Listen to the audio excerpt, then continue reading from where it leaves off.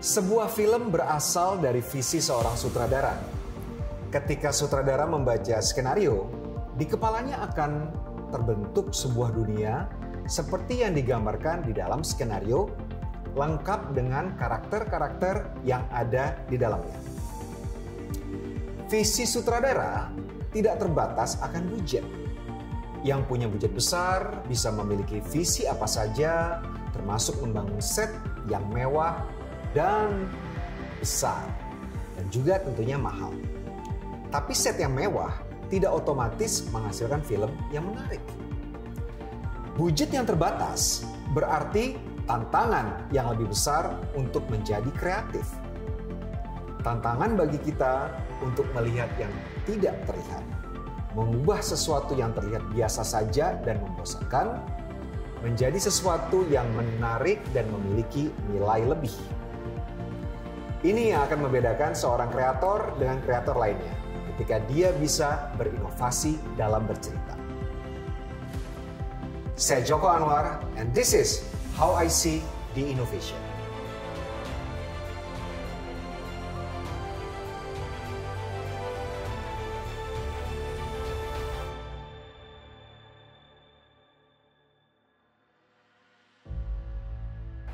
Saya pernah diberi tantangan untuk membuat sebuah film pendek horor hanya dengan menggunakan satu ruangan saja, yang sangat boring terlihat. Saya bisa saja membuat sebuah adegan di mana seseorang sedang berada di ruangan tersebut lalu diganggu makhluk halus, tapi itu biasa.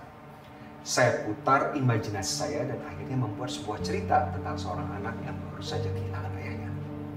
Saya menyulap ruangan yang membosankan ini menjadi dua set untuk film saya.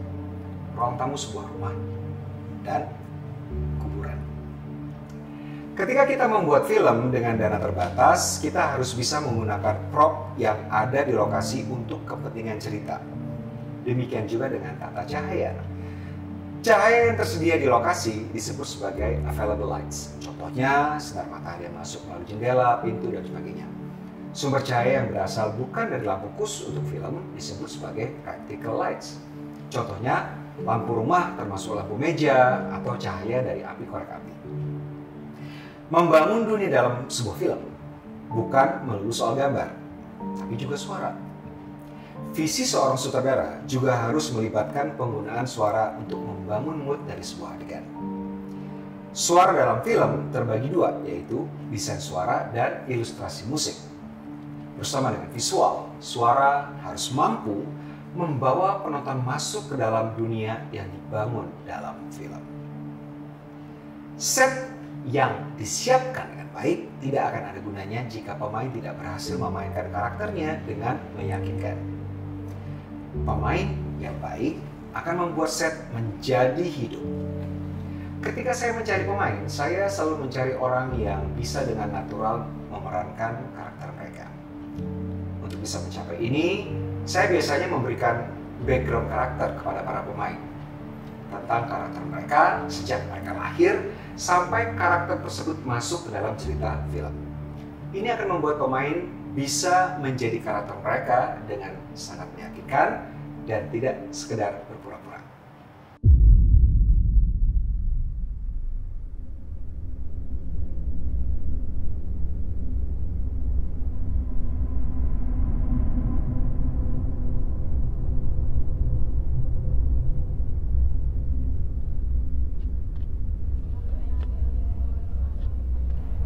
Nah, jadi pada waktu itu kita hanya memiliki sebuah ruangan, satu ruangan untuk syuting, sebuah ruang tamu yang berisi perabotan rumah tangga sebagaimana halnya sebuah ruang tamu.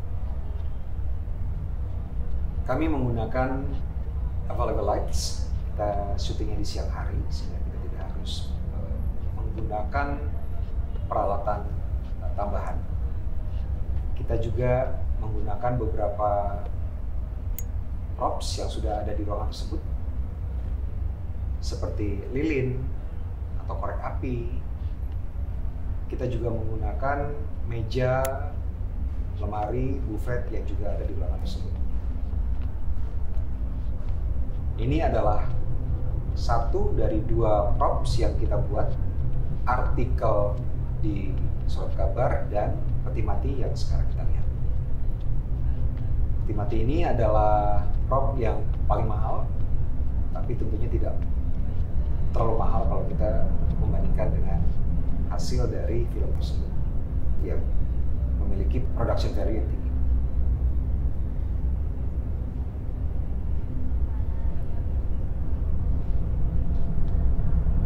Kita menciptakan mood untuk sebuah adegan dengan menggunakan available lights dengan cara menempatkan properti, dalam hal ini peti mati,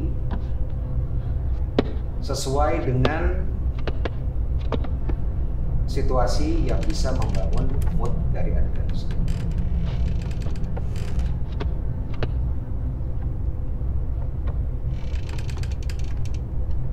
Setelah karakter utama masuk ke dalam peti mati, kita akan pindah adegan atau pindah scene ke dalam peti mati ketika peti mati tersebut sudah dikubur. Untuk mencapai hal ini, saya tidak membawa kru dan prop dan pemain keluar dari ruangan, tapi saya menutupi peti mati dengan kain hitam untuk memastikan tidak ada cahaya lain yang masuk ke dalam peti mati. Satu-satunya sumber cahaya yang kita gunakan dalam adegan peti mati di dalam kuburan adalah korek api yang dibawa oleh karakter utama.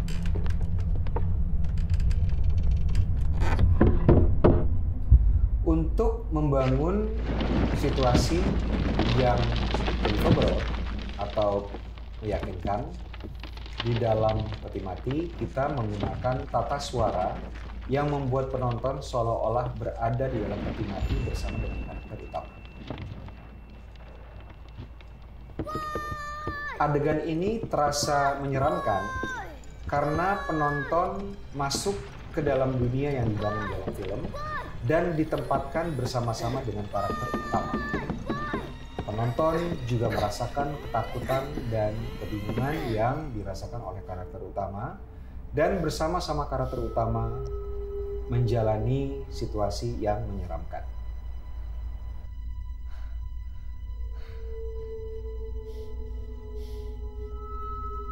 Penentuan gerakan dan penempatan kamera akan sangat menentukan apakah penonton bisa merasa berada di dalam adegan atau tidak.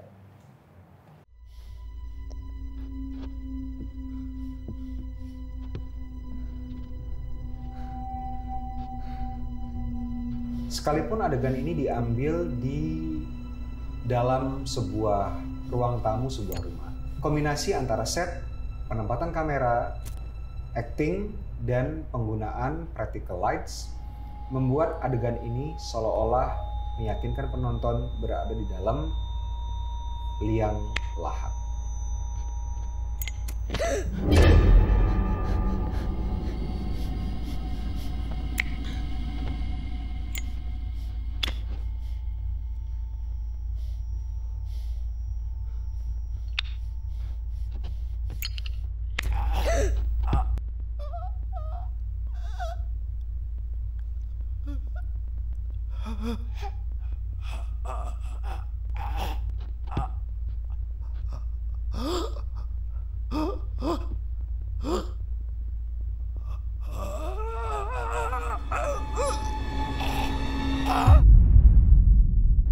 Film ini membuktikan bahwa visi seorang sutradara tidak terbatas oleh keterbatasan resources, termasuk lokasi dan budget. Seorang sutradara harus bisa melihat bagaimana sebuah tempat yang terlihat tidak menarik dan membosankan memiliki potensi untuk dijadikan lokasi untuk membuat sebuah film dengan cerita yang menarik. Hal ini bisa dicapai jika seorang sutradara memiliki imajinasi. Berimajinasi berarti berinovasi. membayangkan apa yang bisa dilakukan dalam sebuah tempat yang terlihat tidak menarik. Seorang sutradara harus memiliki visi, harus mampu membuat orang bisa melihat yang tadinya tidak terlihat. Potensi hanya bisa digali jika seorang sutradara mampu membebaskan imajinasinya untuk mendapatkan cerita dan visual yang menarik lebih dari yang terlihat oleh kasat mata.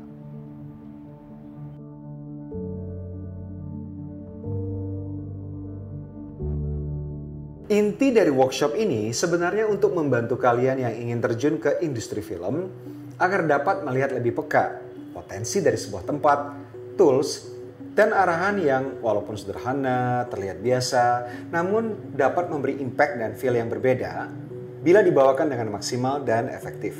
Oh iya, sebelum saya pamit, di sini ada sebuah meaningful box yang di dalamnya ada sebuah benda yang meaningful banget buat saya, yang akan dibagikan kepada satu orang yang terpilih. So this is a limited edition. Penasaran apa isinya dan bagaimana cara mendapatkannya? Stay tune terus di Meaningful Fest dan Instagram Hyundai Motor Indonesia untuk info lebih lanjut. Gue harap ini dapat memotivasi kalian untuk tetap berinovasi dan give meaningful impact to society. Terima kasih untuk kalian yang sudah mengikuti workshop dari awal sampai akhir. Saya Joko Anwar, dan nantikan mentor-mentor lain yang gak kalah kerennya di Meaningful Fest, Driving a Meaningful Innovation.